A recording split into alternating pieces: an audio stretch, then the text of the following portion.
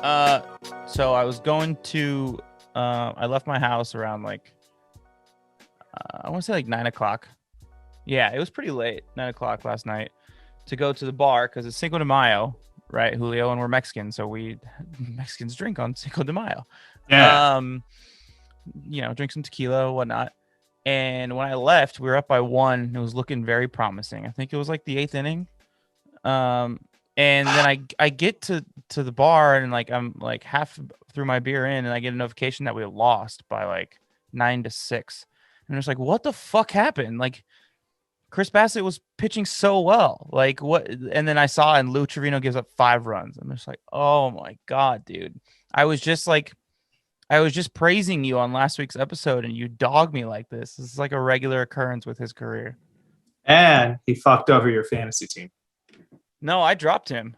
Oh, you did? Oh, so you just gave up on the ace closers in general. Because that's why you don't have Diekman anymore either. I was just tired of like every other day dropping one and picking up the other. So I dropped him last Thursday. So I haven't had to deal with any of this bullshit. Because I told you I have Ian Kennedy who's been playing really well for Texas. So I'm actually pretty good at that spot. Even though Hendricks is like having some issues. He's having a lot of issues. Apparently he's having a base run now. Yeah, we're going to talk about that in a minute. But I don't know if you see my team dilemma. I've got 6 guys. Have so many guys who are hurt. Okay, so for the listeners also, welcome to the fantasy baseball tailgate. No, town tailgate. What's up, everybody? But more formal intro in a minute. I've got Jazz Chisholm, Anthony Rendon, Steven Strasburg, Corbin Burns, Jesus Luzardo, and potentially Byron Buxton. We'll see what happens. There was, my team's hella good. Just everybody's fucking hurt. So George Springer got hurt yesterday, and I was about to text you. I was like, please don't tell me you have George Springer too. No, I wouldn't. Oh, God, that would be so funny. Welcome to the town tailgate, everybody. We thought it'd be funny to open up the show with my depressing Cinco de Mayo story. Today's episode, we're going to talk about some big news of a future Hall of Famer retiring. Tony La Russa doesn't remember what the rules of baseball are. A big name lands to the injured list for the A's after playing video games. We'll get into that. Sounds weird, but it's a thing. The minor league started up this week, and we will talk second half of the podcast about kind of do a review of the first month of the league, specifically the A's, and how it's all working. Are you about to plug our Twitter page and everything and tell everybody to follow us? Yeah, that's right. You already knew. Yeah, I got this down now. See, now we know what the order of the opening of the show is, and now I remember. But I just thought it'd be funny to call it out before you did. So go ahead. Yeah, so make sure, if you haven't already, to please follow us on Twitter at @VTownTailgate. A lot of fun times going on there. Always talking about the games and random stuff's happening around baseball. Also, if you're not following us on any of our podcast networks, which include Apple, Spotify, Google, YouTube, make sure to give us a follow and like and rate us because, like Chris has said multiple times, we want to get paid to do this. And if this is Blue Wire or SB Nation listening to our podcast for the first time ever, and because you're considering picking us up, normally we have a lot better. We're more professional, have a better opening and cadence. But this week we decided to fuck around. Please, SB Nation, I love your YouTube channel. This is my plea. Love watching Rewind and Beef History. Beef History is a classic. Do you watch Beef History? No. So do you know what the premise of Beef History? We'll get into this shit in a second, but do you know the premise of it? Sounds familiar. So pretty much, it's the history of beef between two people in sports. That is a fantastic idea for a web series. It's awesome. It is so fun. The one they're doing this Sunday. I'm so stoked, and I'm going to send it to in our baseball chat once it comes out. Barry Bonds, Jeff Kent. I didn't know. I know that a lot of people didn't like Jeff Kent in the clubhouse, but I didn't know that those two specifically had a beef. Yeah, they tweeted out the preview of it, and they're like, they literally got in a fight in the dugout. Do you think that there will be one on Josh Donaldson and Manny Machado one day? Ooh, maybe they get, dude. There's some pretty crazy ass ones I knew about. Like, there's some pretty intense. Like, they just did one with like 2 hockey teams in general. I think it's like the Bruins and somebody else. But yeah, like if you're just chilling on a Saturday morning, you're just kind of lounging around, I recommend just like start going through them. And the one I learned about recently too, sorry, tangent, Joel Embiid and Marcus Smart. I didn't realize how hard they've beefed over the years because of like when either. Joel Embiid was at Kansas and then Marcus Smart was at, oh shit, I can't remember what school he went to, but I guess was he at Louisville? It doesn't matter. It doesn't matter. Anyway. Yeah. Go ahead and lead us in and I'll look this up. Oklahoma State University is where Marcus Smart went to college. Yes. Also, I didn't realize he was 27. I thought he was like in his early 30s. But let's get the show started. For the listeners, I'm a big college basketball fan. That's why I know random shit like that. Anyway, yeah, let's get to the show. Oh, and yeah, just a little note on YouTube. Yeah, if you want to see our faces, you can watch our episodes on YouTube. So go do that. If you don't want to see our faces, you just want to hear us, then all the other platforms that he stated are good. All right. Biggest news out of baseball, probably biggest news of this entire episode. Albert Pujols was released by the Angels. The Angels are paying that guy $230 million. He signed a 10-year contract. I want to say 10-year contract, which feels like it was like 10 years ago, but it wasn't. It was back in 2012. It was winter of 2011. Yeah. So he only has like one more year on his deal. I mean, the guy's a future Hall of Famer, but he has been a huge disappointment since he came there. I mean, he hit a lot of home runs the first, 3-4 seasons that he was there. But after that, I mean, it's just dancing around mediocrity. And it's pretty wild. The insane drop off. I can't wrap my head around why. Because his last season in St. Louis, he was a stud. If you look up his numbers, like hitting like 315, like 45 home runs and like 120 RBIs, something around that. But yeah, so on top of that, there's a lot of rumors about where he could sign soon.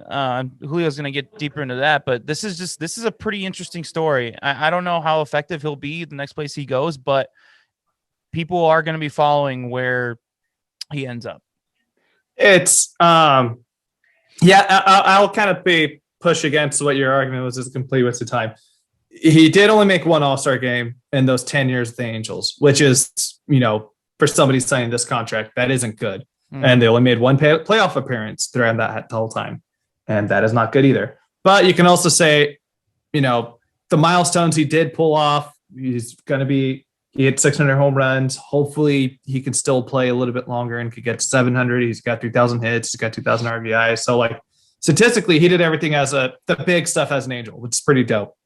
And plus he's one of the guys that's like, oh yeah, he does stuff for the community. He's like legitimately one of the guys who does like a ton of stuff for the community. He does a lot for, underrepresented communities. He does a lot for the disabled community as well. So like, and I think the biggest thing too is he's probably done a lot of mentorship for that clubhouse, especially, freaking Mike Trout probably learned a little bit of everything that he's learned. Could probably learn a little bit from having Albert with him. Yeah, that being said, he made one playoff appearance in 10 years and one All-Star game, and you had this fat deal. So, he also probably Mike Trout probably benefited from having Albert Pujols at the beginning of his career at the 4-hole. So like you're pitching at Trout. And then you're pitching around him. You know what I mean? Just like weird. And it's just sad. Like his body started falling apart on him, man. Yeah. And now, John, they're going to give a quick shout out to our boys in Super Halo Bros. John Fierce. He put lifelong Angels fan, and I can only imagine how they reacted. I remember actually when they signed Pujols, and I think like that, it was like in December or something. And I remember the beginning of January, I was living in San Francisco, driving down to Disneyland, and along the freeway, I saw the big Angels billboard with Pujols, and it says like the machine, like welcome home the machine. And I remember just being like, fuck, we got to face this guy for the next 10 years. Rangers, then the Rangers just went to back-to-back World Series. I'm like, God damn. And the A's just traded away Gio. They traded, like Dallas Braden had to retire or was like close to retirement at that point. I'm like, man, what are they going to do? then they won back-to-back divisions, went to the playoffs 3 years in a row, and they went to another 3 years in a row. So I guess we won between those three teams. So I forgot who it was. I'm trying to look it up right now, but you posted on our Twitter account something about it, and I think it was like something like Angry Raider Fan was a Twitter account or something like that, and he posted about they made one playoff appearance, which was in 2014, which you could make a lot of arguments, especially as an A's fan, that they definitely didn't deserve to even be in that playoffs. The only reason why they benefited and made it in one division and made it to the playoffs that year was because the A's traded Yoenis Cespedes at the deadline, and the offense just completely went to shit because the cleanup hitter was gone. So had they not make that trade, the A's probably win 100+ games that season and dominate the American League. And the Angels, who knows? Who knows if they make the wild card or not? So like that's not. And then they got swept. They got swept in the division series against the Royals. So yeah. So it is what it is. He batted around.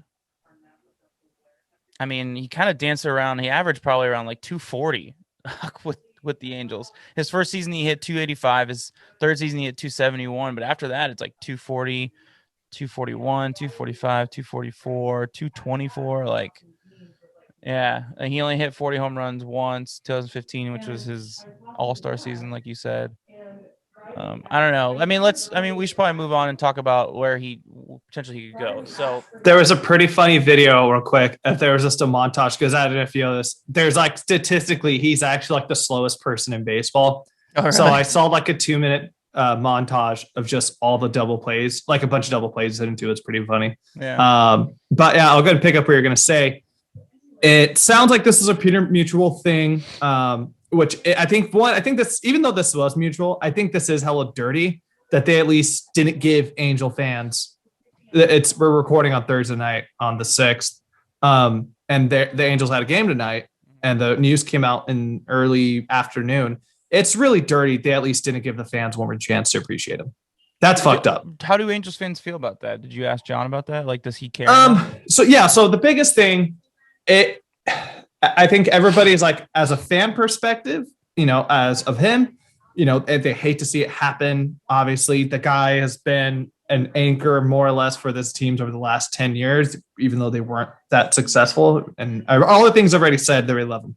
But at the same time, Jared Walsh looks legit. Jared Walsh looks like he's going to be the first baseman of the future for the Angels. And then Ohtani is going to be the full-time DH. When he's not pitching, he's going to be the DH, and we've seen how electric he's been this season. So at this point, there's talk. Joe Madden's talking about even letting him hit when he pitches. Yeah, and I think they've done it a few times this season where they forfeited the DH and they just have him hit in the 2-hole. So yeah, it's at this point the system is finally coming along, and there was nowhere else on the roster for him. And I think the big breaking point was during Wednesday night's game. They were playing the Rays, and Ryan Yarbrough was pitching. And historically, Pujols has like dominated Yarbrough, I guess. And they didn't play him against Yarbrough. And he got really offended by that, hit a breaking point, and that's when this all went down. So this sounds like it's something that's been pretty mutual. From what it sounds like too, he still wants to play. So, Chris, let's get spicy. Where do you think he's going to go? Give me 3 options off the top of your head. That makes sense. With the National League not taking in the fucking DH this year, it kind of like slims it down a little bit, to be honest with you. I don't know, man. So I was thinking about this earlier today. I off the top of my head, I can't think of any contenders that really need a DH right now. I like maybe the Royals, but the Royals have Jorge Soler. I don't know, dude. I don't know if there's room for him on any of these like contending rosters. Like, there's just better options all around. Maybe the Astros. No, probably not the Astros because what's his face? Yeah. They got Alvarez. Yeah. I don't know. And then Gurriel plays first. I don't know. Well, you've ruined this segment. Let's go ahead and move on. Thanks a lot, Chris. Really appreciate it. Well, All right, so here's my I can't. I'm sorry. Like I can't think of. I can think of each contending team's DH, and that person is better than Pujols. Like like maybe us, but Mitch Moreland's been turning it around lately. Okay, let's lead off with this. Jim Bowden, who he's a I didn't see where he is a writer for, but he tweeted out. He's got a check mark. He's somewhere. Yeah, he's verified. Says he was legit. Because that's all it takes now. No, I wasn't fucking this guy. I'm sure he's great. But he said one destination. He's like, here's 4 potential spots I think you can land. And number 1 is Oakland. That would be really cool for the sake of we've brought in Frank Thomas, we've brought in Mike Piazza, we've brought in Nomar. Jason Giambi did his farewell tour here. Pretty much like screw it. Why not? David Justice. It's a part of our MO, but it doesn't make sense right now. There's no Ollie's at first. When it's not Ollie, it's Mitch Moreland. Mitch Moreland's DH when it's not DHing, it's Jed or it's anybody else. There's no room right now. Yeah, or it's Piscotty. We'll give him the outfielders. I would rather have any of those options than Pujols. Yeah, but so where I think he's going to go, I think Chicago's a legit option. I think reuniting with Tony La Russa for his last season or last couple years. I know Yerman Mercedes is the full-time DH, but as somebody who owns the Yerminator for fantasy, La Russa doesn't even play him when they're in the playing against National League teams because he doesn't trust his defense. But La Russa doesn't even know what the rules of baseball are, so we can't say that's necessarily a educated move. No, I hear you. I hear you. I had to throw that joke in there. Mercedes is hitting 386. Yeah, but look how many at-bats he's had. He's losing at-bats. It's ridiculous. But I think the Dodgers could be a viable option. They've been floundering hard, and a big part of the reason they're floundering is the depth. Dude, look how bad they've been since they started off 12-4 or 12-2. They're but not at first base, though. But not at first base. No, but here's the problem is with them. I guess you can move Muncy to second. The same, but one Muncy can kind of play a little bit all over the infield, or yeah, at least to the right side of the infield for sure. But the problem is the guys who were their consistent bench dudes like Kike and Jock aren't there anymore. McKinstry's hurt. Edwin Rios is not good right now. But then my other option, which it probably wouldn't happen either, but we all are rooting for it, is he goes back to St. Louis. He'll be a part-time player whenever Goldie needs a day off, and Goldie's a lock at first. He can't really play anywhere else. Those are the ones that would make the most sense. I hope he doesn't retire, though. I really hope this isn't how he goes out because he deserves way better than this. Yeah, I mean, I think the Dodgers actually, now that you talk about it, it actually does make a lot of sense. I mean, at least just like he could give guys a day off every once in a while. Give Muncy a day off, they ask a lot from him. And you can play, and Muncy can play second base. He did for a good portion of his first couple of years at the Dodgers. Yeah, I mean, you can make it work. I mean, Gavin Lux is not playing very well. Yeah, I mean, and you're right. Their infield depth is not good, which is why they went out and like even Sheldon Noisey's not playing that well either. Yeah, I mean, I don't know. I mean, sitting 240, that's not very good. Yeah, that's actually a good idea. He's probably going to go to the Dodgers, and also it's same city. It's just an easier transition for him. He doesn't have to move or anything like that. Just go. He could probably he could commute, but Michael that's Thompson, not fun. The commentator for the Lakers, lives out in Orange County. He commutes every single day to work. Clay's dad. For people don't know. Yeah, I mean, people do it. It's a thing. Kobe used to take a helicopter. To the games and all that. All right. Yeah, we should move on. There's not really much more to do there. We knew this was going to take long, and honestly, this thing I was looking forward to talking about the most was Pujols because, come on, man, MVP baseball 2004, dude, the cover star. But here's the thing, especially if you were like money conscious when you played MVP baseball 2004, you could get Derek Lee for like a third of the price as our Derek Pujols. Lee was so bomb. Yeah, so he had the same stats and was just as good in like the same like ranking. He was like a 95 or something like that at first base. Like anyway, nostalgia. Let's move on. Yeah. Another no-hitter. John Why not? Means. You go ahead.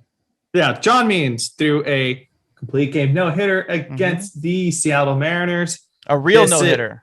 A real no-hitter. And the reason he lost the no-hitter or the perfect game was it was the catcher dropped, or what I think was a pass ball, strike 3. The catcher dropped the ball and the runner reached first, and that's how he lost the perfect game, which is really stupid. This is now the third. We're in the beginning of May. We're only a month into the season. This is already the third no-hitter we've seen. I told you this was going to be like 2018 where we have like a shit ton of no-hitters in the first couple months. Yep. And then, technically you can say what you want about the Mad Bum 7-inning no-hitter. I know Chris is anti-no-hitter, but if for the people who are counting it, then technically we can count 4 as well, whatever you want to do. But what the hell's going on? What's going on, man? I just want to say, first off, this is the first no-hitter in for the Orioles since 1967, I think it was. Complete game no-hitter. Yeah. Yeah. That's Earl Weaver was the manager. That's how old that was. So that's pretty cool. 2, this explains why he whooped our ass the 2 times he played against us this past month.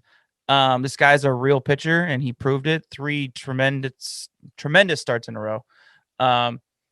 4 or 3. Yeah. I don't know, because like you can't argue that this is juice taken out of the balls because this is pitching. It's not like it's not like, how do I explain this? It's not like I mean, maybe it is a little bit. Maybe fly balls just aren't flying as far, so they're becoming outs in the outfield. But like, I don't know if I won't necessarily am ready to associate this with taking juice out of the balls. Is that kind of something that you're thinking about? Because that's a big conversation. Like, starting point is because the change of the balls and how it's benefiting pitchers, but at the same time, we're still seeing balls hit as hard as they have been in the last few years when the balls were a little more juiced. But one, I think we do have to give credit where credit due. He really destroyed the A's. His 2 starts he had against them. It's not like he came out of nowhere. He was an all-star in 2019 as a rookie, second and rookie of the year votings. I believe he was 2019 rookie of the year. I don't know who that was. Baltimore actually is not it's a hitter's park. Yeah. And he's doing this in hitter's park. He has a 1.37 ERA on the season. I don't know what the hell's going on. I think I'm kind of interested. I don't know if we talked about this or this was going to be a talking point on last week or pod or one a couple weeks ago, which was there was a minor league or an independent league somewhere that they were actually moving the mound back like a foot. Wasn't it 6 inches or something like that? Yeah, because half. Yeah. And so that's what I was going to say. Or sorry, keep going. Yeah, but like, think about it. I don't think we've ever seen people throw this consistently hard, like ever. Mm-hmm. Every team probably has somebody who's going to go out there throwing 100. And think about baseball when we were growing up, during the steroid era and all that. People are throwing harder than ever. And it's starting to show. Strikeout rates are still climbing. And you see even somebody, I think of like Brusdar Gatterall, the Dodgers reliever, his delivery is so nonchalant. He looks like he's just, he reminds me of like the old school, like Walter Johnson wind-up things, mm-hmm. They used to do that in the early 1900s, and he's throwing 100 like nothing. Mm-hmm. And I don't think it really affects the competitiveness of the game, but there's going to be a point where it's like, what's going to happen when you go against a rotation where 2-3 guys are throwing 100 and then they got 3 guys in their bullpen who's throwing 100. Mm-hmm. So that's where I was going to go. It's just the pitchers are better. Everybody is throwing gas. The increase in velocity around the league is insane. It's up so the average fastball velocity for pitchers in the league is 95 miles per hour. It was 95, 94, which like 3 years ago it was around 90 to 91. Like it's just like dramatically improved, and the mechanics have improved with modern day pitching style and stuff like that. And actually, Pablo Torre and Jeff Passan did a really good ESPN Daily 2 weeks ago about this, and he was talking about it. And just hitters are just going to have to be more crafty. It's really simple as that. They're just going to have to, and with a lot of these pitchers, especially like these bullpen guys, they pretty much only throw fastballs. That's the thing. So it's going to be figured out eventually, and hitters are going to be a lot more prepared with it. It's the same thing as like the launch angle. Like the launch angle was a big thing. People were just hitting home runs like crazy, and people were saying like, oh, how are like the league is always, it's going to be a hitter's league now. How are pitchers are ever going to match up? Like we're never going to see like guys like Verlander or Scherzer who have these long like successful careers because hitters are just better. And then pitchers adjusted to it, and like I think this is probably the adjustment to the launch angle. It's just throwing more gas, and forcing hitters to be quicker on their swings. That's the only thing I can think of. That's literally the only thing.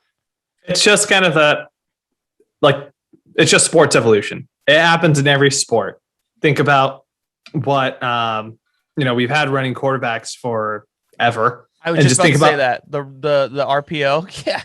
Yeah. And then look at, Lamar Jackson 2 years ago wins MVP and he completely lights it up. And now, his sophomore season, say what you want about it, or his sophomore post MVP season, but it's like people, and what did teams start doing? They started adjusting. They started learning on defense, because that's how things go. Like you have to adapt the following year. You're going to be screwed, especially, the AFC North, where it's just a juggernaut up there. I remember Michael Smith doing a piece on SportsCenter about the option read and how unstoppable it is, like, and how Colin Kaepernick is so successful doing it, and how he said it was going to be here to stay, how there's like mathematically and there's no like way to defend it really well.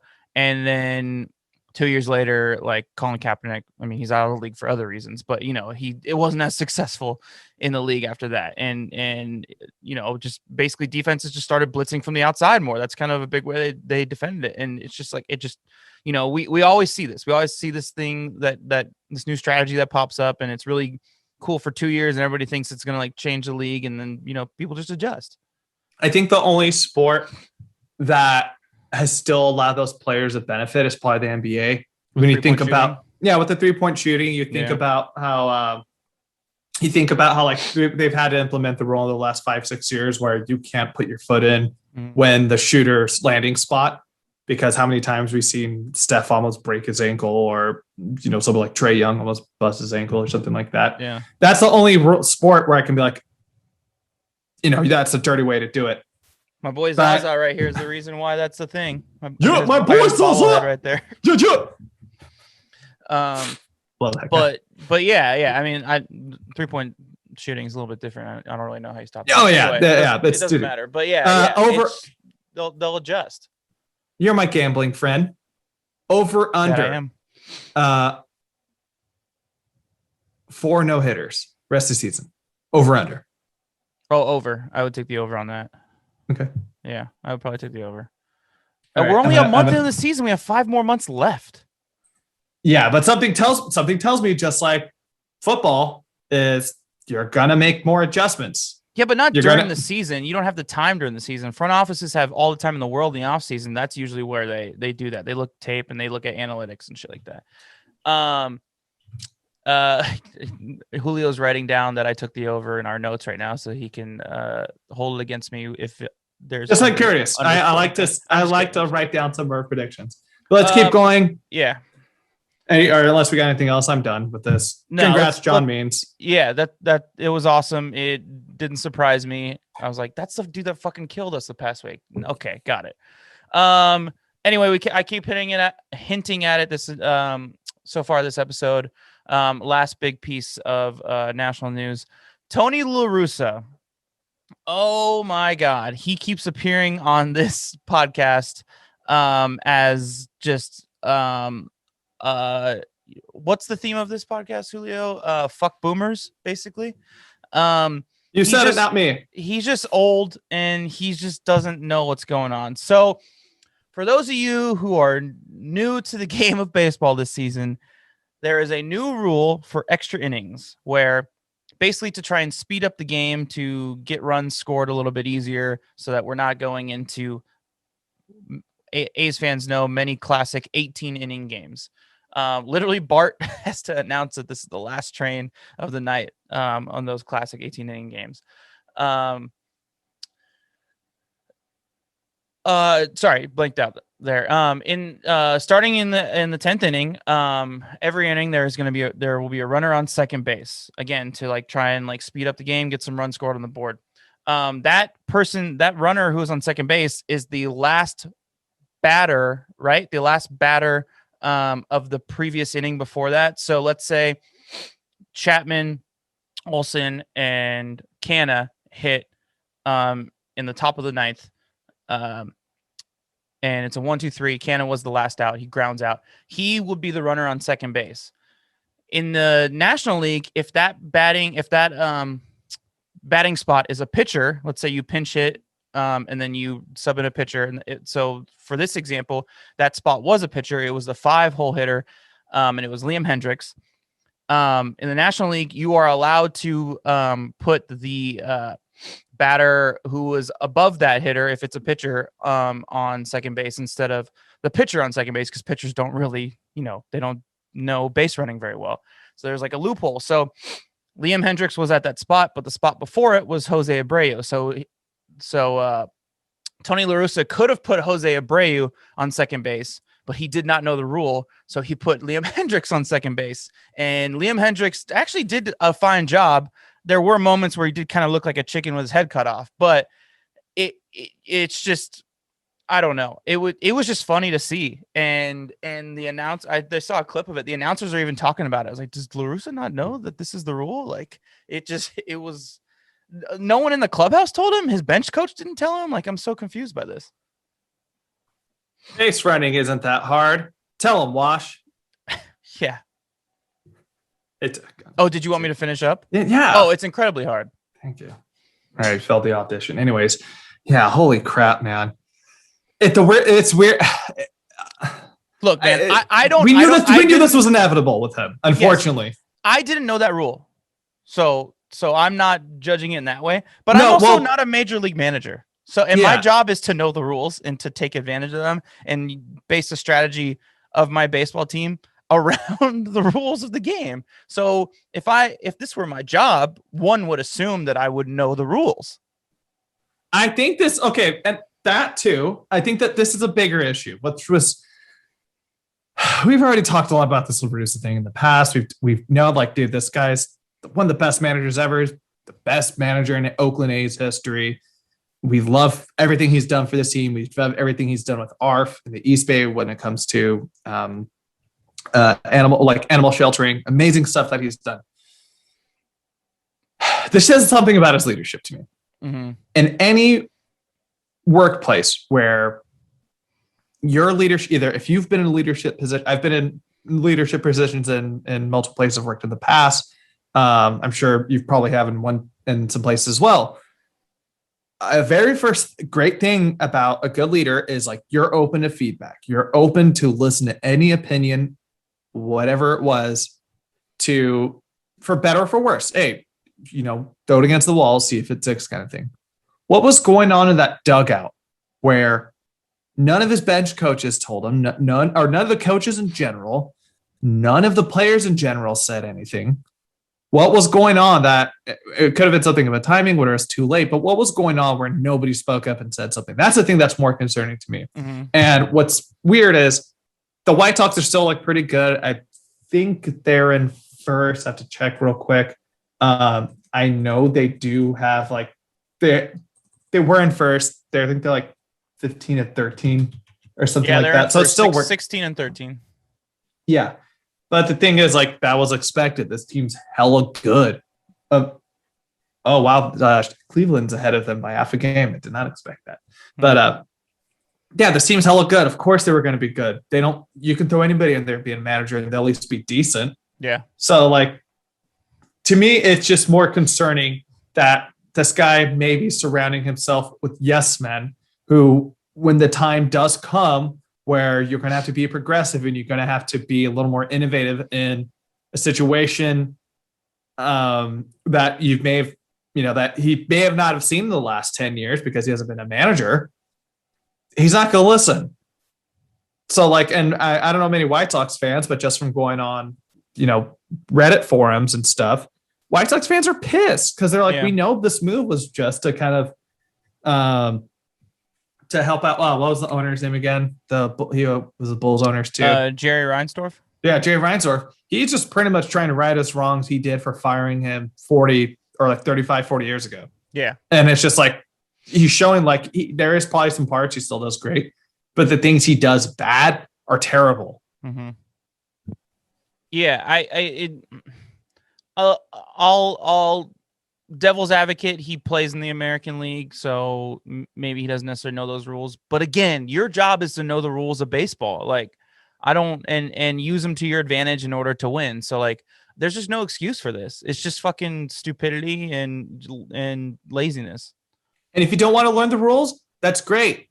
Make the people below you learn them. So when things like this do happen, they can step up and tell you. That's what a good leader does. Like, I don't have time, unfortunately, to kind of learn these little nuances of it, but you got to do it.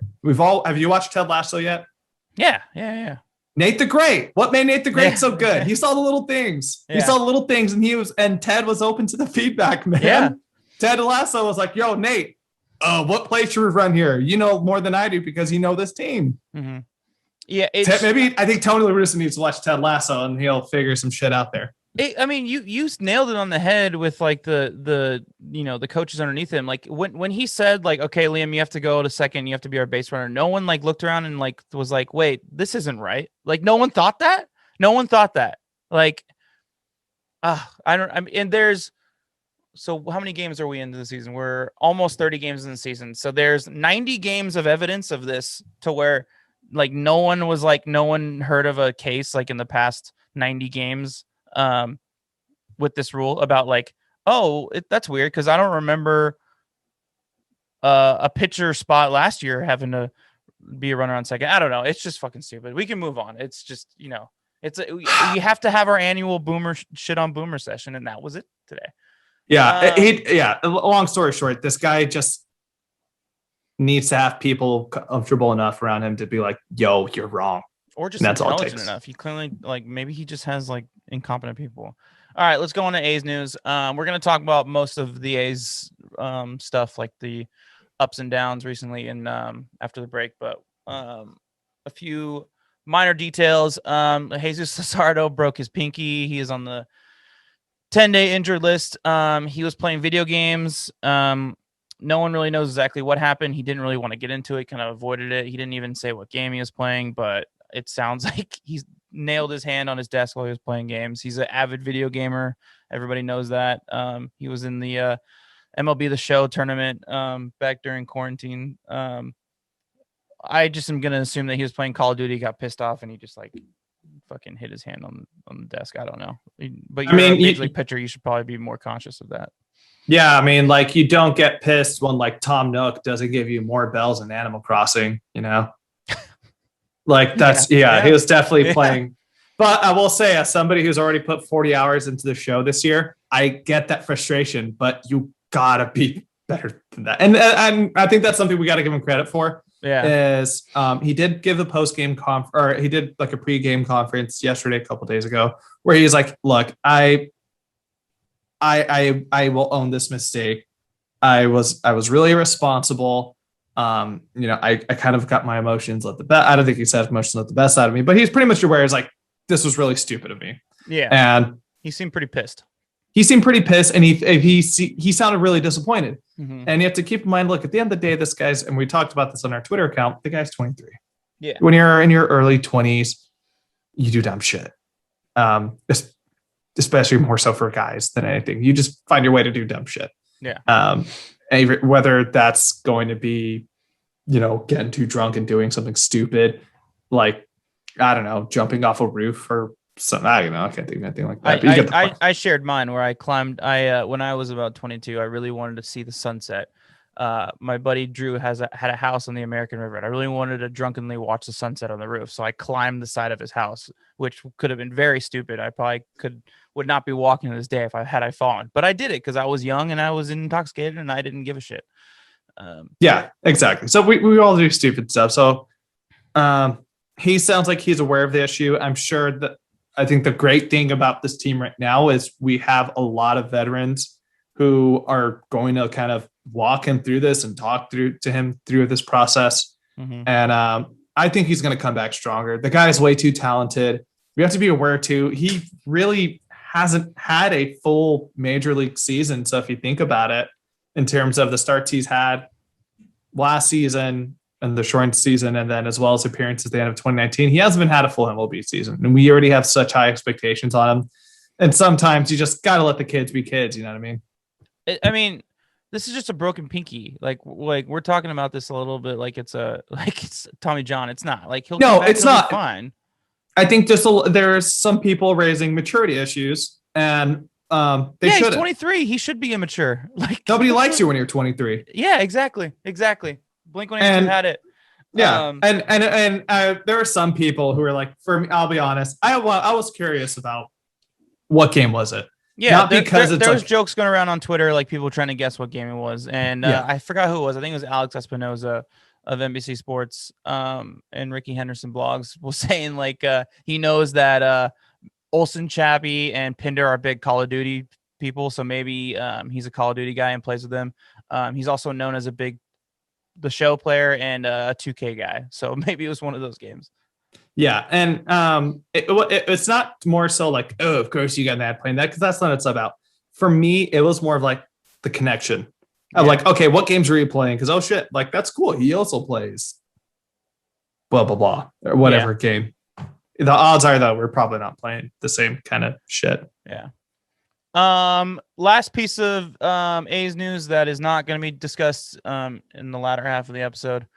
The minor league started, which is really cool. I think the Ports and the Rockhounds have had 2 games. The Aviators opened their season yesterday, and our number 1 prospect, Tyler Soderstrom, who we picked in the draft, I forgot what college he went to 2 years ago. He did it at a high school. Oh, wow, I'm totally blanking. I don't know. Well, I don't know why I thought that. That's right. AJ Puck was out of college. Every other guy we've gotten since then has been out of high school. Anyway, Tyler Soderstrom out of high school, great prospect. Catcher / first baseman. We'll see where he goes. What he plays. He had a double for his first at bat, so that's pretty cool. So congrats to him. Yeah. Minor leagues. Yeah, I think one thing we should probably start doing a little bit better now that we actually have a minor league season going. We didn't have it when we first started the spot. I think it'd be down. I'm down if you're down. A little 2-minute blurb like, hey, minor league news. Here's somebody you should check out. Hey, look, this person did it. We're going to lead with Tyler Soderstrom. Like Chris said, he was the first round overall pick or the first round pick of the A's back in 2019. Yeah. No, 2020. 2020, yes. We're kind of controversial when we picked him because he was a catcher, but what people didn't know was that he wasn't like a formed product yet. He played catcher in high school, but he's also really athletic, can play outfield and can play first base. So we'll see where he plays. Yeah. And like Chris, you already brought it up. You just said it, but just because you're drafted at a position doesn't mean you're going to be playing there. Yeah. Bryce Harper was drafted as a catcher, and there goes. So, is it too early to get excited? Yeah. Yes. But it's still pretty cool. No, actually, that's a good idea because this is our first podcast season where we have minor leagues. So, and me and Julio always try to stay up on it. We read MLB.com's notes, and I'm a big follower of Keith Law, and Keith Law is really big on the minor leagues. Melissa Lockhart is a big minor league person who covers the league and the minors in general. So yeah, maybe we'll give some updates. And me and Julio have been talking about for a while going to Vegas to go to an Aviators game. So we'll do a live podcast from there one day. Also rent to Rancho Cucamonga, only about 40 minutes away from us. Go catch a game over there. Or Lancaster as well. All right. So we are going to take our break now, and we'll come back and do a review of the first month of the team and see how I feel about it. So stick around and we will be right back.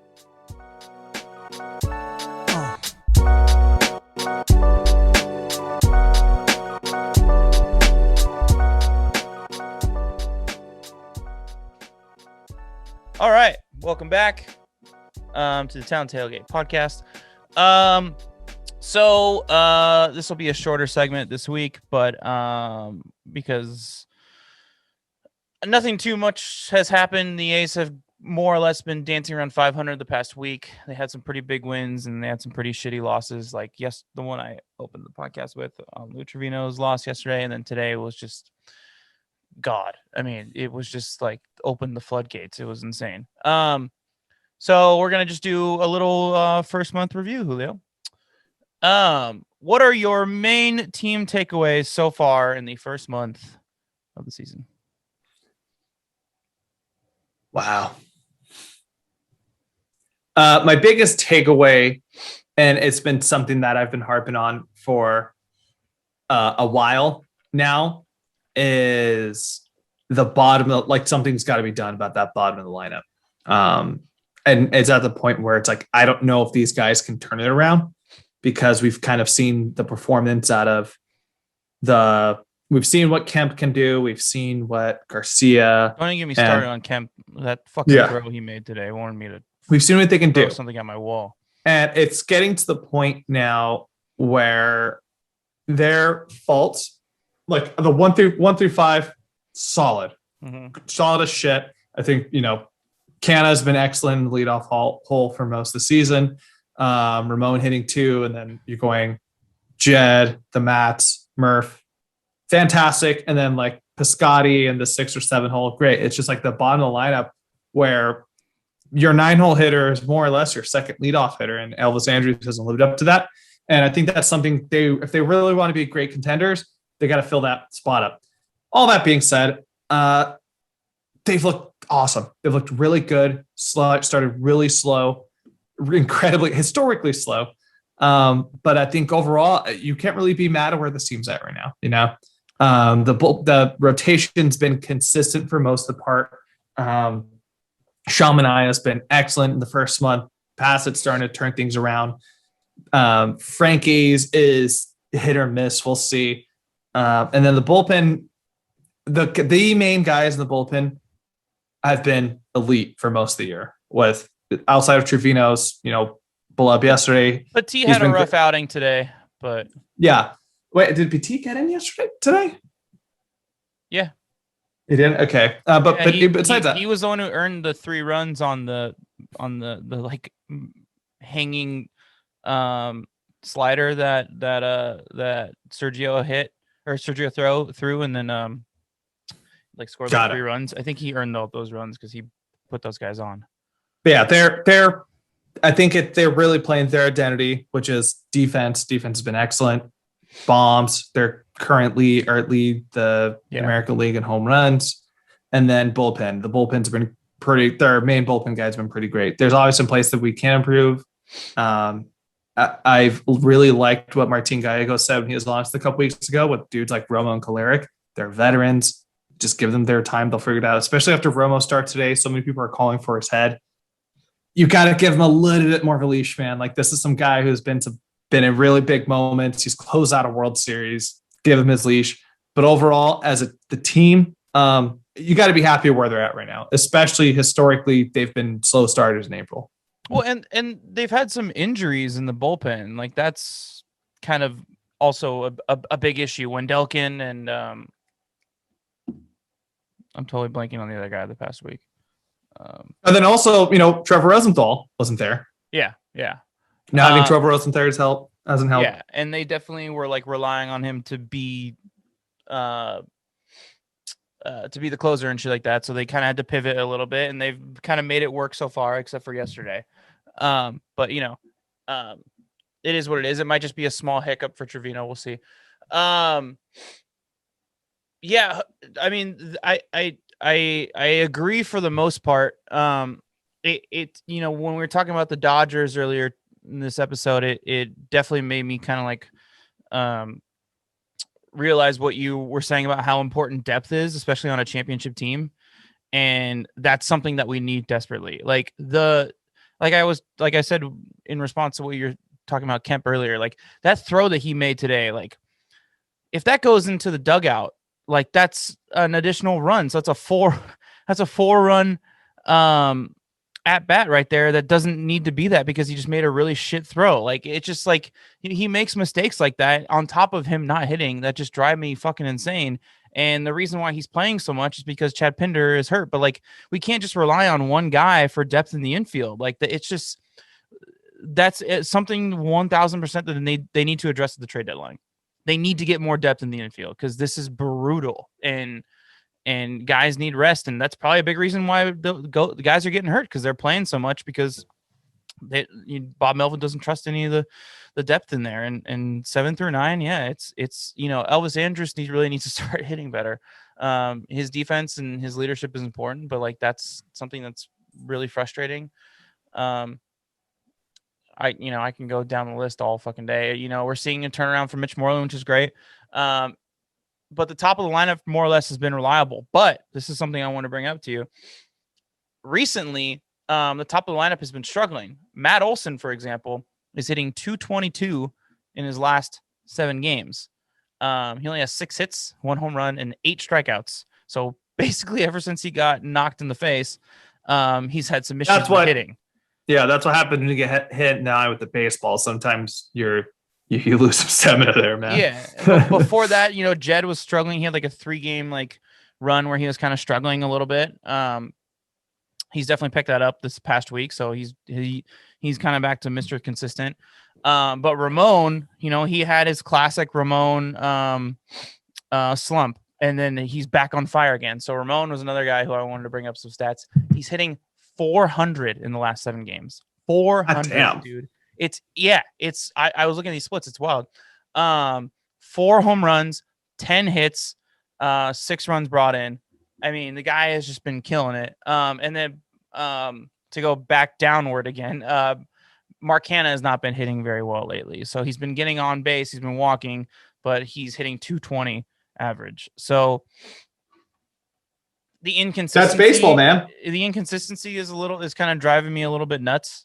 I really think that it's just like we're in a bad division. I think we're just kind of benefiting from that, to be honest with you. Yeah. If we were in the Central, I don't know if we'd have the same record. Well, let's see. What division? I think the only team we've seen it from our division so far in this season has been Houston. We haven't even. That's the thing too. This first month's schedule's been pretty ridiculous. We've seen the Rays, we've seen the Dodgers, we've seen the Astros twice. Arizona's looking like a pretty legit team. We had Toronto. We've had Baltimore is looking better than I think a lot of people expected. It's been a pretty tough schedule. So we haven't got to play Texas yet, who have been pretty terrible. I guess maybe I'm comparing them just to the records and stuff like that amongst the division, which is why. And say what you want about the Angels. They've definitely floundered off, but that offense is still pretty lethal. Yeah. Seattle's playing a lot better than everybody is expecting them to. They're still in contention at this point in the season, even though they're probably going to fall off at some point. I think that's just baseball. The A's have never really been at least in this last 10 years, have never been a consistently high hitting average team. Yeah. And it's just kind of following along with the pattern of what we've seen before. Which we'll see. I think if somebody really breaks out and really takes over, that'll really be the difference maker in all this. If somebody can really hit oh shit, this person's in 350 on 330, that's great. That's really, it's going to push us over. Well, let's see what that takes. I just realized that I did an overview and I didn't talk about my takeaways, but I just wanted to do a very elongated overview. My takeaways are Matt Olson has MVP potential, which we saw. Sean Manaea and Cole Irvin are studs, and they're kind of holding the rotation together right now. Bassett's starting to come along a little bit, but the rest of the guys have more or less struggled. And we need more depth. That's the takeaways. Infield depth. specifically. Outfield depth were actually pretty good. Infield depth. Yeah. Especially And after watching. Pinder is so important. It just proved how important Pinder is. Especially after watching the series against the Rays. We're just seeing how many guys they were able to throw out there. Dude. It's like, yeah, these aren't everyday guys. These aren't guys who are ever going to be everyday players, but they're going to be pretty damn good at what they do. So coming off the bench in pivotal times. Now, you probably highlighted already. You may have said it already. First month MVP. Who do you got? It's definitely Matt Olson. I mean, yeah. Had Ramon not had his slump, it would probably be Ramon, but it's Matt Olson. The guy is an MVP candidate now, and he probably will be all season. Yeah, I can't argue with that. That was who I was going to say too. Or Manaea. And I don't know if you saw this on Twitter when I posted on our show account was he's probably top 3 first baseman, if not the best first baseman in the American League right now. There's not many people you can confidently put above him right now in terms of both sides of the ball, who are just as important on offense as they are on defense. I think that's important, 1,000%. Both sides of the ball, absolutely. You can't just say like offensively and defensively. No. Yankees, Luke Voit, no. Jose Abreu, no. He's not a great hitter, fantastic hitter, but not a great defensive first baseman. I can't think of anyone else. In the entire league, Freddie Freeman 100% is better. Would you put Goldschmidt over Olsen? I don't think I would. I would. You would? I would just. I don't think I would. For the the reputation of him. Yeah. But I thought I remember posting Brandon a tweet. Belt, psych. I remember posting a tweet about like who is a better first baseman right now than at least in the American League than Ollie, and I really can't think of anybody. Maybe I'm trying to think of people who are like kind of on a similar level. Jose Abreu's around there, and like Vlad Guerrero Jr. is around there. Yeah, those are probably like Vlad Guerrero Jr. We'll see for like the sustainability, but like he's insane this first month. Yeah, who's Boston? Jared Walsh. Yeah, that's a good one. All right, we can talk all day about this. Yeah. Well, think about it, but he's up there. I think he should be the starting first baseman for the American League. It's probably going to be Vladdy because it's the name, but he should be the starting first baseman. Yeah. Who has been your biggest surprise this season? Cole Irvin, your boy, Cole Irvin, baby. It's not even a question. Like that guy, I tweeted about this yesterday after, or not yesterday, 2 days ago after his start. Like, kudos to Billy Beane and David Force. They've been driving us crazy for 10 years. But kudos to them because they constantly find these hidden gems around the league that it's just like literally it's what they say Moneyball, an island of misfit toys. Other teams don't value them, and we find the value and we bring them in. We work specifically on the things that they do well. And one thing that Cole Irvin needed help with was his mechanics. He talked about this in the post game after a start 2 days ago, and Sean Murphy is like a robot, apparently. I know you know someone who's friends with him, and he said that that's who he, like, baseball is his life. He doesn't really have many hobbies. He doesn't really have, much going on outside. Like, he focuses really hard on that, and he really wants to be good at that. And like that, he's just determined, almost like that Jordan mentality. And he knows pitching really well. And he noticed some things in camp about Cole Irvin's mechanics. For example, his pitching inside the zone. He noticed that he was a lot more accurate when he would pitch on a certain side of the rubber. So he kind of like focused on pitching certain side of the rubber, and also hiding his shoulder a little bit, so that he could fool the hitter and hide the ball a little, like just for like a half a second longer. So he bends his shoulder in a little bit when he's pitching from the stretch. And it's just like, dude, like that just one shows how valuable Sean Murphy is with everything that he does, but how they were able to find that he had these little minute issues with his mechanics, and if they were able to fix them, he could be a successful pitcher, and it's working. Absolutely. And there were some, when the trade first went down, I think like in December, we did talk about it when we were doing the bi-weekly pods, and his minor league numbers looked like it. Philly's had a problem over the last 5-6 years when it comes to like developing pitchers who aren't Aaron Nola, where it's Philly's a hitters friendly park. So the times he did get up there, it really didn't go too well. Mm-hmm. And that's all that's all it takes. This has happened to us the last few years with dudes like Max Muncy left and really were able to flourish and people are helping them find their mechanics. So who knows, maybe this is us just finally catch their break. And I think we're both in the same boat where the more lefties, the better. Why not just keep stacking lefties? So if you can bring in 3 lefties in your rotation, that's awesome. Mm-hmm. But for me, man, you were on board with this for a while. You have a hot take in spring training, and I was going to see where we're at, but I'm glad you're right. I'm going with my dude, just eats doubles, Jed Lowry. Jed has greatest second baseman in A's history. Don't at me. We talked about this before. We'll talk later. Yeah, he's just been fantastic, man. He's been everything he's been more than what we expected for somebody who hasn't played in 2 years, for somebody who, is 37 years old. His career is definitely way past where it's given, but he's still hitting. He's still hitting the crap out of ball. He's still the doubles machine he has been. He's playing consistent defense at second. He's not elite really defender. doing. He's not defense. He's not doing anything like jaw dropping. I think there's not many second basemen who can be a jaw dropping second baseman anymore defensively. But he's Mr. Consistency. He's consistent.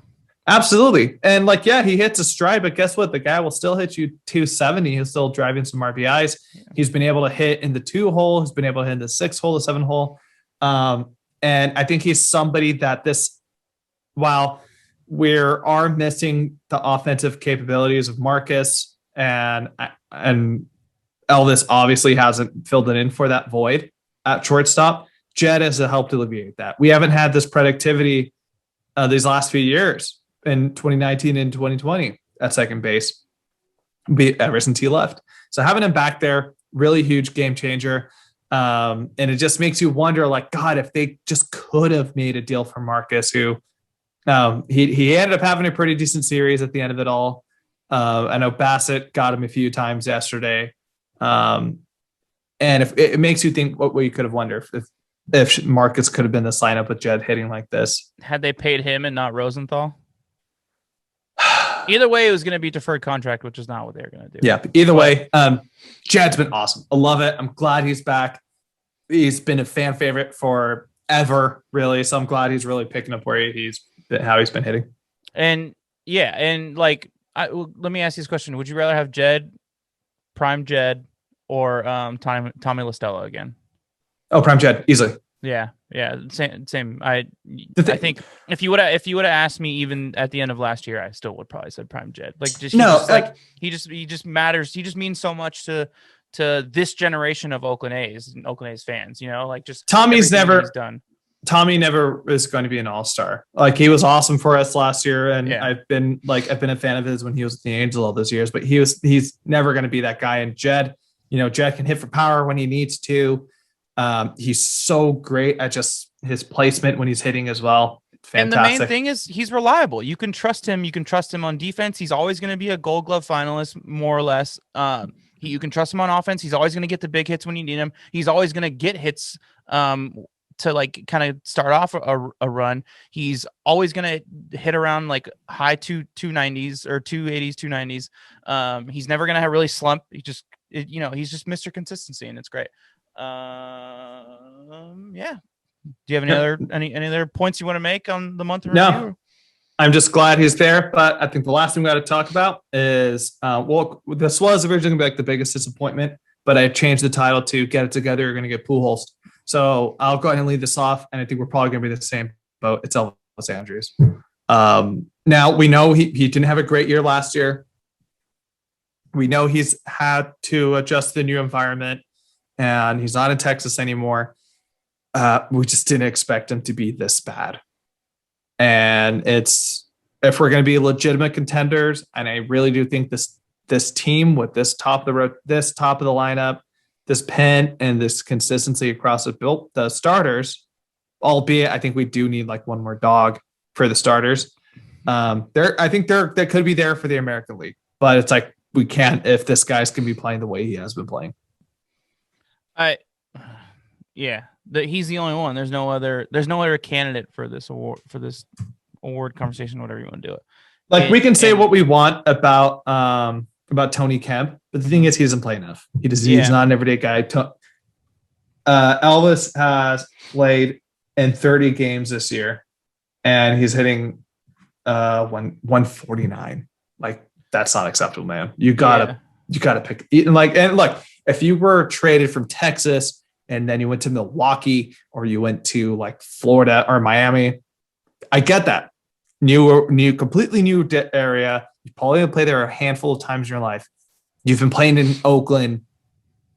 You've played in Oakland dozens and dozens of times. You know how things work out there. Dozens of times a year. Yeah, exactly. Yeah. So just him not adjusting at this point, it's very concerning because you talked about it. We've talked about this a lot.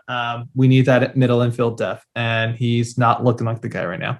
It's funny. So after this trade, if you would have asked me, which is your bigger concern, the second base situation or the shortstop situation, I would have told you like that's the stupid question at second base because we don't have a second baseman yet. Like we don't know who it's going to be. We signed Jed to the minor league deal, but we don't know if it's going to work out or not. Elvis Andrus has always been consistently above average for Texas, so it's going to be that. And it's just like it's just such a dramatic flip of roles because like literally for like the last since 2015 when Marcus came, we knew Marcus was the shortstop.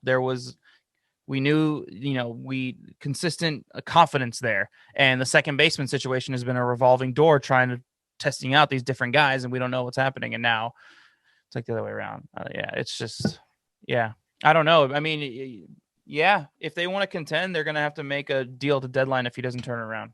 Yeah, because people are going to rag on Romo, but guess what? You don't have to play him. Unfortunately, you have to play Elvis Andrus every day. We don't have any other better options at short at the moment.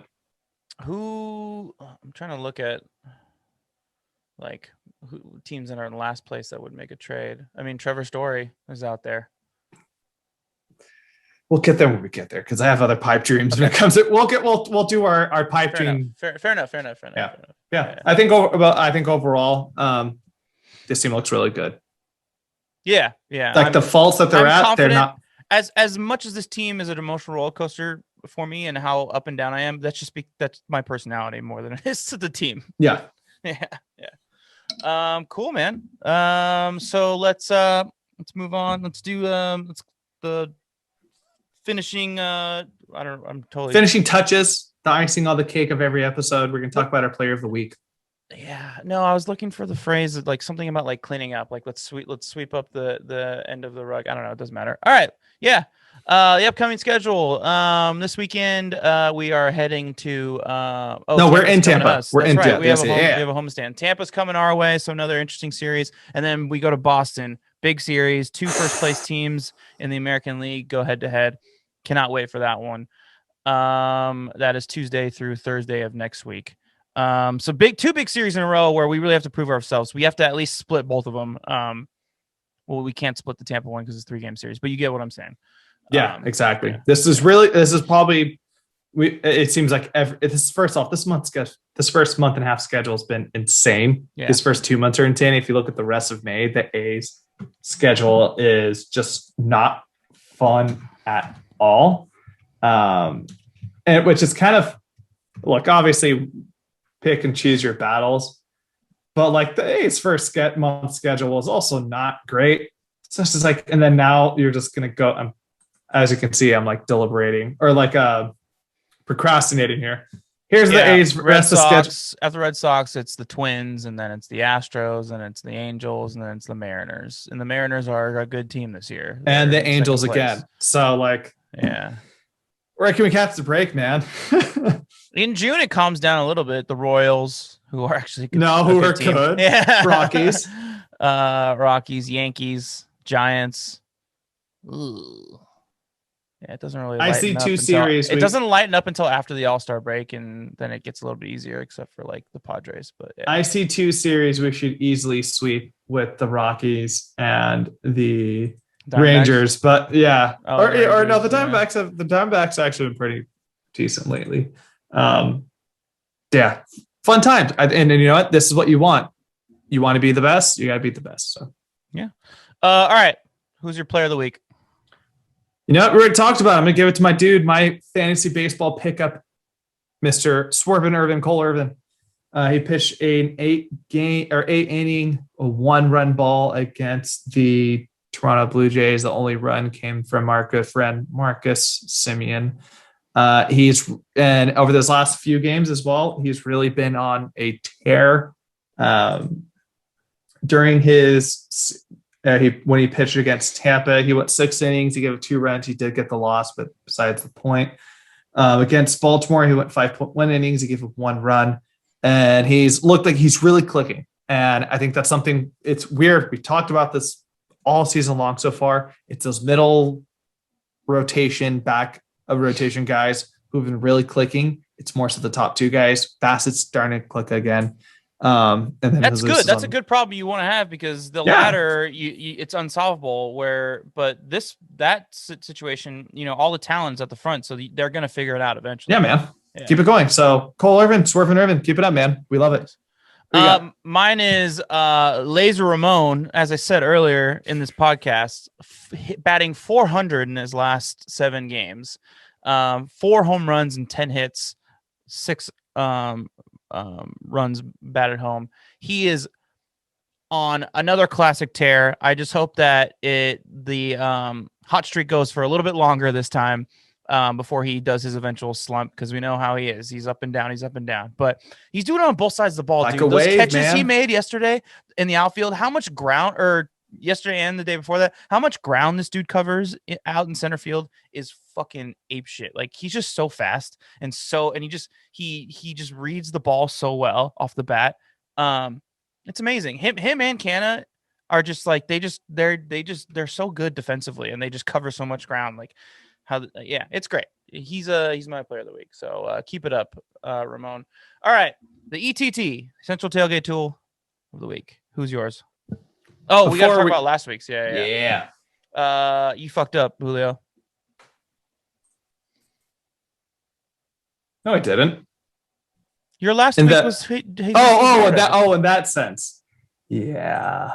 All I wrote was Jesus Luzardo. What do you think I was talking about? What do you think? I thought. No, my bad. I thought you meant like the order of. Oh no, I just mean you fucked up on your pick. Like, you picked Jesus Luzardo, but you didn't know that he was going to break his finger. Yeah, I thought he was going to have his bounce backs against Baltimore, but then Baltimore is actually like a decent team. Yeah. So that's all I'm going to say. But hey, you know what, man? Let's unleash them. Chris, you look good though. You went with Murph. Yeah. He went 5 for 20, hit 250, home run, 3 RBIs. He got on base. He had 3 walks, got hit 2 times. The strikeouts are a little bit high, but you know what? That's just Oakland A's baseball. If you're not striking out, you're not doing well. But I want to give myself extra kudos for what he's done behind the plate with the pitchers and the success that he's helped create with Cole Irvin and stuff like that. So I would say that's a good pick. But the reason why I picked him was because I was worried that Matt Olson would be out for a little bit and he would have to take over that 4-hole, which he actually had a couple good games in that 4-hole that he played pretty well. But yeah, it is what it is. Cool. Who's yours this week? We're going to Boston. We're going to see the Monster, and I'm expecting some righties to really hit some bad boys off of the Monster. So I'm going to go Stephen Piscotty is my tailgate tool of the week. Interesting. He's been kind of, I wouldn't say the most consistent guy in the world, because like there's no such thing as consistency in this lineup. But he's been kind of a bright spot. He's actually set the record. We didn't really talk about this. We should really highlight this while we can. He actually set the Oakland A's record for the most consecutive games played in the outfield without an error. So consistency on defensive end really goes to the motto of the team. He plays right field, but yeah. Yeah, but Major League Baseball, you guys can hit all over the field. That's a good point. Yeah, exactly. And of course, we all remember one of the highlights of the last few years is when he first came back from leave when his mother had passed away. He hit a home run in his very first at bat in Boston. Mm-hmm. So I think he's going to be some fillings there. I think he should be one of the most consistent in terms of like what you expect out of them guys. And that's my guy this week. Piscotty. Nice. Show us that new dad strength.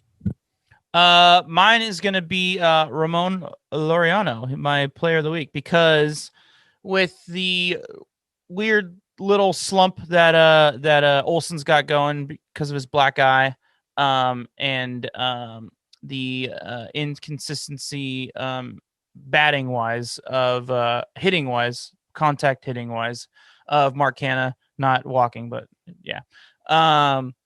We really need to ride Ramon to keep putting runs on the board like he's been doing the past couple games.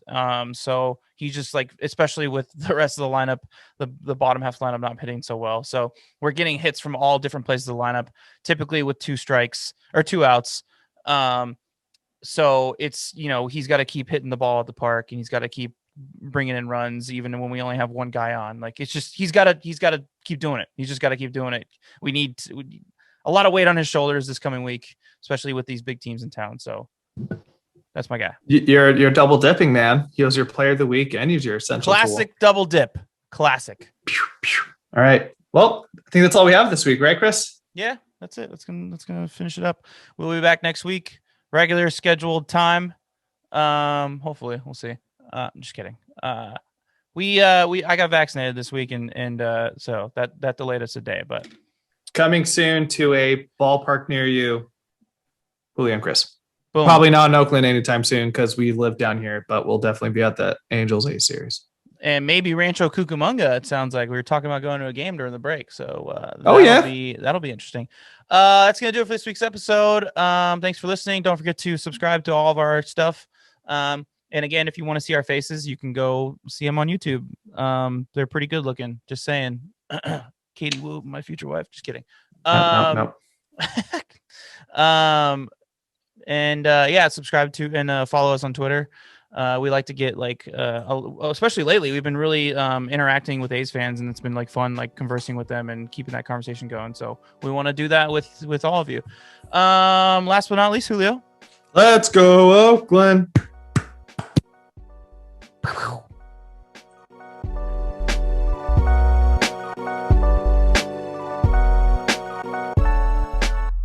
The Town Tailgate is an independently produced podcast. It is written and executive produced by this guy, Chris Madrigal, and my partner in crime, Julio Reynoso. It is sound mixed and edited by yours truly. Social media management and marketing is run by, once again, my partner, Julio Reynoso. And a special thanks and shout out to my brother, Larry Madrigal, for composing and producing our theme song, as well as graphic designing our album cover and artwork. Thank you so much for listening, everybody. Please tune in next week. Please subscribe. And last but not least, as we always say, let's go Oakland.